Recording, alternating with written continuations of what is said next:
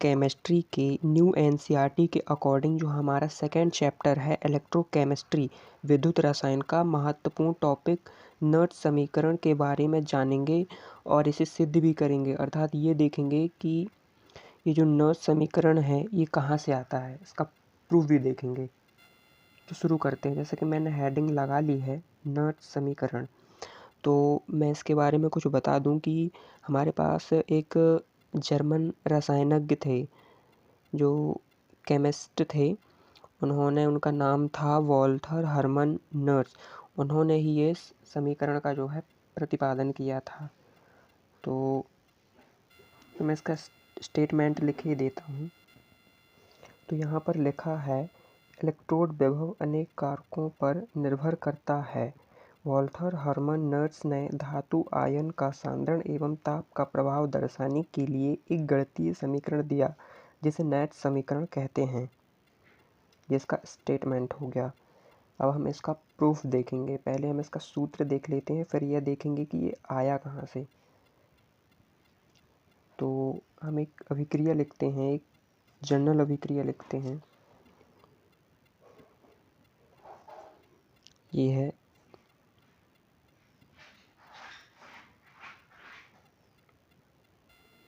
M M M का मतलब कोई हमारे पास कोई भी मेटल है, धातु है, इसमें प्लस चार्ज है। ये क्या है, ये एन इलेक्ट्रॉन ले रही है और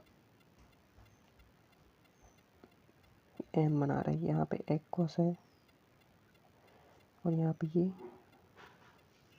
सॉलिड बन गई। ठीक है, तो इसके लिए हम नर्ट समीकरण लिखते हैं। के लिए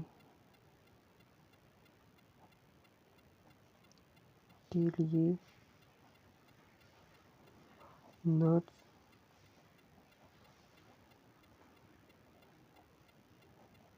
समीकरण होगा। तो इसके लिए नर्ट समीकरण क्या होगा, तो इसके लिए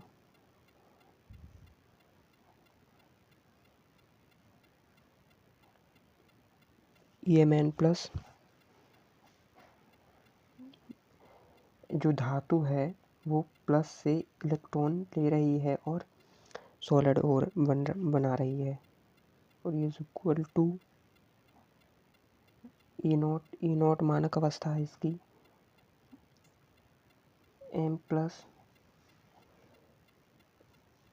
M minus RT upon NF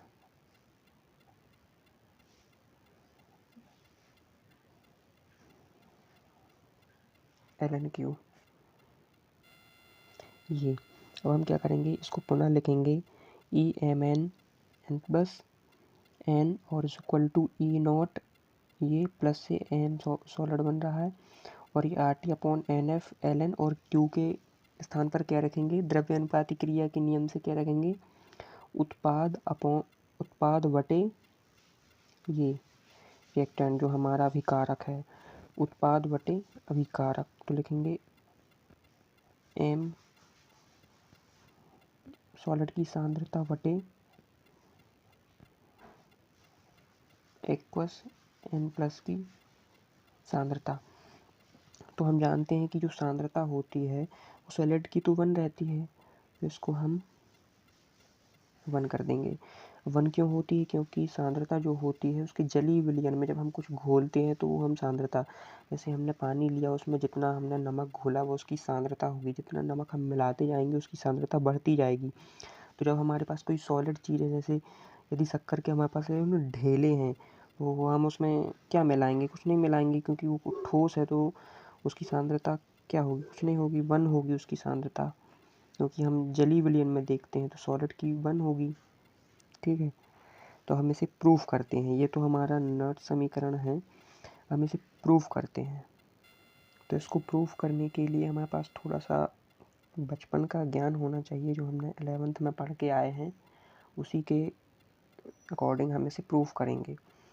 तो हमने वहाँ पे पढ़ा था गिब्स मुक्त ऊर्जा, ठीक है, फ्री एनर्जी के बारे में पढ़ा था, जो कि होती है हमारे पास डेल्टा जी बराबर निगेटिव होती है। कब होती है, स्पॉन्टेनियस प्रक्रम है जो हमारे पास, स्वतः प्रवर्तित प्रक्रम, स्वतः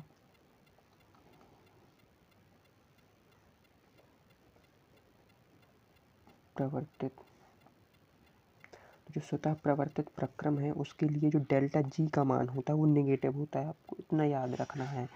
और हमने विद्युतीय कार्य के बारे में पढ़ा है जो होता है, ये तो हो गई फर्स्ट चीज़।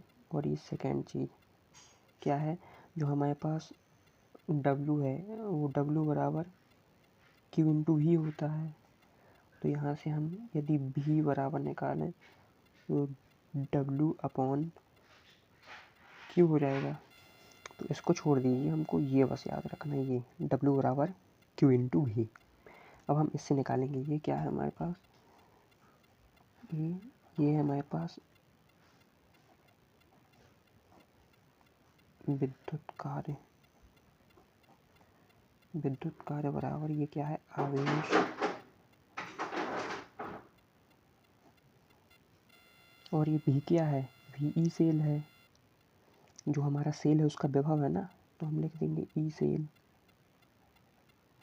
सेल यहाँ। अब हम जानते हैं कि जो आवेश है वो कितना है, n मोल इलेक्ट्रॉन का आवेश, ठीक है, जो आवेश n मोल इलेक्ट्रॉन का आवेश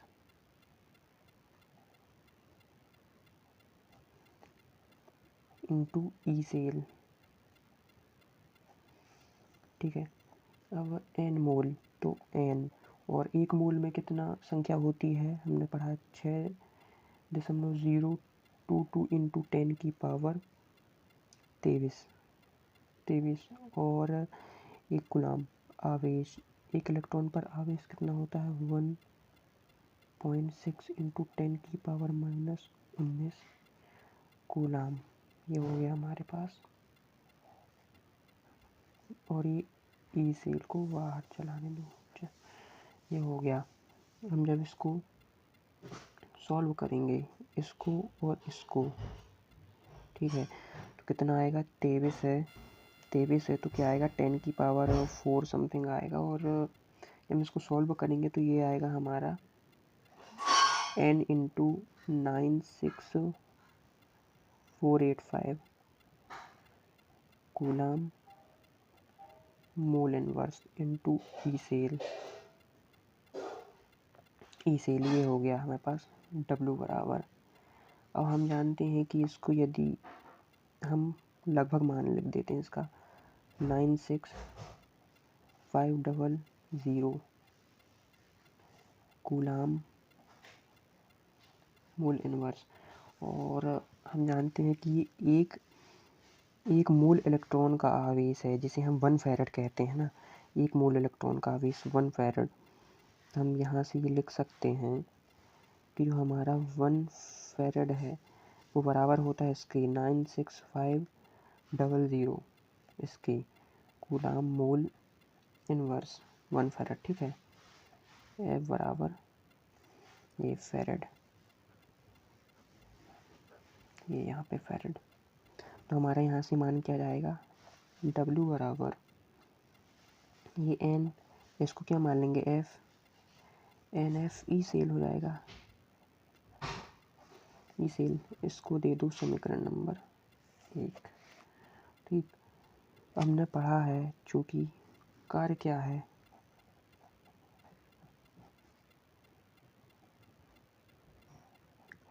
कार्य बराबर ऊर्जा। हालांकि हम इसमें जो हम 11th में पढ़ा है, हमने इसमें अंतर करते हैं, कार्य और जो ऊर्जा जो है एक चीज़ नहीं है, इसमें हम अंतर देखते हैं, लेकिन थिंक सिमिलर ही है, कार्य और ऊर्जा का सूत्र भी समान ही होता है, और तो कार्य बराबर हम ऊर्जा लिख सकते हैं, ठीक है। तो इधर से हो जाएगा डेल्टा जी बराबर, हमने ऊपर क्या किया था कि डेल्टा जी निगेटिव होता है स्वतः प्रवर्तित प्रक्रम के लिए, जो हमारा स्पॉन्टेनियस प्रक्रम होता है।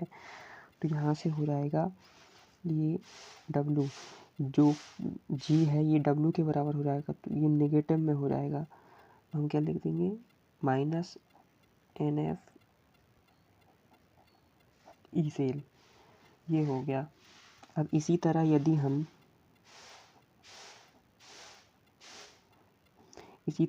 हम इसका निकालें कि डेल्टा जी नॉट मानक अवस्था में, तो क्या होगा, एन एफ, जो ये भी मानक अवस्था में हो जाएगा, ई सेल, ये हो जाएगा। अब हमने 11th में एक थर्मोडायनेमिक्स जो ऊष्मागतिकी चैप्टर था, उसमें एक सूत्र और पढ़ा था कि डेल्टा जी बराबर delta G naught plus R T L N Q, ये सूत्र पढ़ा था। इसमें हमको जी का मान रख देना है। यहाँ से क्या रखेंगे, जी बराबर क्या है, minus N F E cell equal to, इसका मान ये है माइनस के N F E naught cell, हो गया, और प्लस में R T L N Q, ये हो गया। अब हम क्या करेंगे, माइनस कॉमन लेंगे इनके, तो इनके सबके जो साइन है ना, ये बदल जाएंगे। तो यहाँ क्या हो जाएगा, एन एफ ई सेल बराबर माइनस के N F E naught cell, और ये प्लस का है तो हमारे पास माइनस के हो जाएगा R T L N Q. अब हम क्या करेंगे कि दोनों पक्ष में ये जो हमारा एन एफ है ना, इससे डिवाइड कर देंगे। तो हम यहाँ लिख देंगे कि दोनों पक्षों में एन एफ, यहाँ माइनस नहीं आएगा, एन एफ से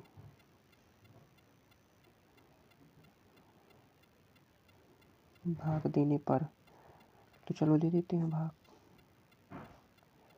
एन एफ, तो हमने ये दे दिया भाग, तो इधर से ये कैंसिल हो जाएंगे और ये बचेगा हमारे पास, ये आएगा।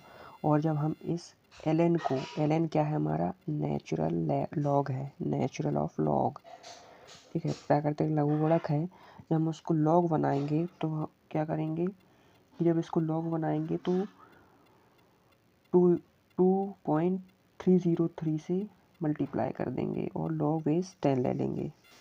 तो ये हमारा इसको एल को लॉग बेस 10 लेंगे, तो ये हमारा इससे मल्टीप्लाई कर देंगे। अब हम देखते हैं कि आर और टी, एन और एफ, जब हम इनका मान रखेंगे, एन को छोड़कर, एन का नहीं रखेंगे, ठीक है, क्योंकि इलेक्ट्रॉन की संख्या है वो हर उसके लिए जो हमारी अभिक्रिया है उसके लिए अलग होगी। जब हम इनका मान रखेंगे, जैसा कि आर क्या है, गैस नियतांक है हमारे पास, तो आर का मान जब हम रखेंगे 8.314 जूल केल्विन इनवर्स इनटू मूल इनवर्स, इसका मान ये रखेंगे। और टी बराबर क्या रखेंगे, 298 केल्विन, या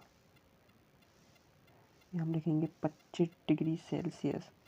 और एफ तो मान पता ही है इसका, एप्रॉक्स मान क्या होता है, 98500, ये कोलियम मोल इनवर्स। हम इनका मान ये रखेंगे, ठीक है, यहाँ पे पुट करेंगे तो हमारे पास निकल के क्या आ जाएगा, ये असल में ये चीज़ आ जाएगी हमारे पास, ठीक है। और यहाँ पर Q क्या है, Q बराबर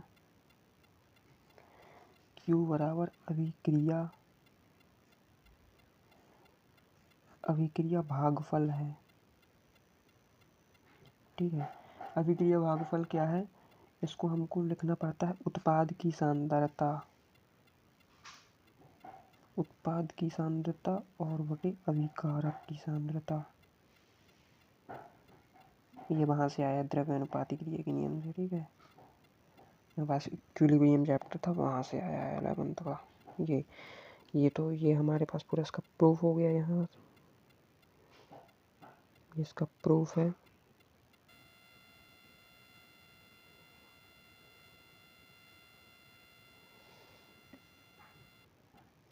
और ये नोट समीकरण।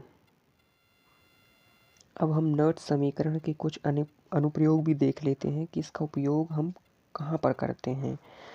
तो नर्ट समीकरण का उपयोग हम किसी भी वैद्युत रासायनिक सेल का जो ईएमएफ होता है, अब ईएमएफ वैद्युत वाहक बल जो होता है, इलेक्ट्रोमोटिव फोर्स, उसको ज्ञात करने के लिए हम इसका उपयोग करते हैं। जो हमारे सेल होते हैं, जो हमारे घड़ी, रिमोट वगैरह में लगते हैं, वेरेडिन वो क्या आते हैं, तो उनका जो वोल्ट लिखा होता है, कितना लिखा होता है, 1.5 वोल्ट, वो भी इसी नर्ट समीकरण से ज्ञात किया जाता है। और एक ये हो गया, और एक अनुप्रयोग ये भी है कि हमारे पास जो गैर मानक परिस्थितियां हैं, जैसे यदि हमारे पास जो तापमान है वो कुछ और है, मानक नहीं, 298 केल्विन नहीं है, और जो फेरेड और जो इलेक्ट्रॉनों की संख्या वगैरह यदि वो वैसे मेंटेन, मतलब मानक नहीं है, तापमान और दाब वगैरह, तो हम इसका उपयोग कर सकते हैं। और एक सवाल ये भी उठ सकता है कि हमने एक जो सेल का ईएमएफ है, इलेक्ट्रोमोटिव फोर्स को निकालने का हमने एक सूत्र पढ़ा था कि E नॉट बराबर E cathode minus E anode. ये भी हमारा किसी भी सेल का ईएमएफ ज्ञात करने का सूत्र है। तो प्रश्न ये उठता है, जब इसी से निकल जाता है ईएमएफ हमारा, तो ये जो नर्ट समीकरण है इसकी आवश्यकता क्यों पड़ी? तो इसका सिंपल सा रीज़न है, इसमें हम सभी जो भी अवस्थाएं, जो भी हमारी स्थितियां, परिस्थिति होती हैं, वो हम मानक लेते हैं। मानक का मतलब स्टैंडर्ड, जो हमको तापमान है वो भी हमको फिक्स लेना पड़ेगा, 298 केल्विन, और इसमें हम गैस नियतांक और ये सब जो है नहीं मेंटेन कर सकते, सांद्रता वगैरह इसमें फिक्स रहती है। तो जो हमारा नर्ट समीकरण है उसमें हम परिस्थितियां अनुसार फेरबदल कर सकते हैं, इसलिए हम इसका उपयोग सिर्फ मानक स्थितियों के लिए तक ही इसका उपयोग जो है सीमित है। इसलिए हमको नर्ट समीकरण की आवश्यकता पड़ी। ठीक है।